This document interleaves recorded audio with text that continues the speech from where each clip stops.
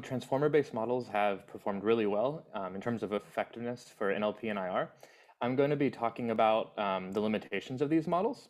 So it seems to be the case that a very general model can perform really well on many tasks, despite the fact that it wasn't trained for these information retrieval domains or tasks specifically.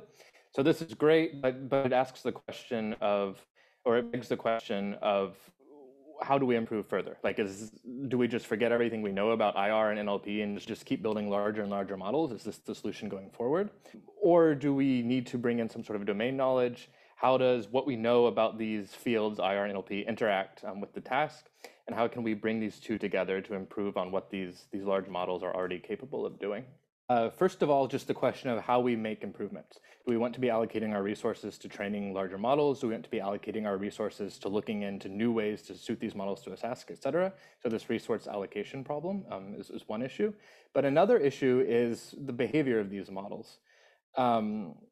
These models can exhibit various biases. They can perform in unexpected ways. So one question is, how does the behavior of these models interact with what we know about the task, and are there unexpected biases or artifacts we're introducing here? So are the models doing what we want them to do?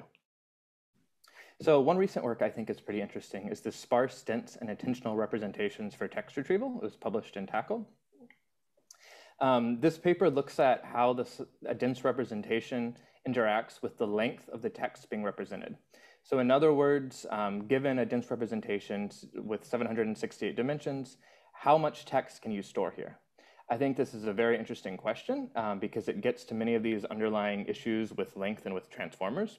Even if we were able to consume an entire document with the transformer and to create a representation this way, we still would expect the representation would lose some information, so to speak. So if you think of this as noisy compression on the document, we would lose information about many of the terms that appear because the document is just much, much too large to compress into this small vector.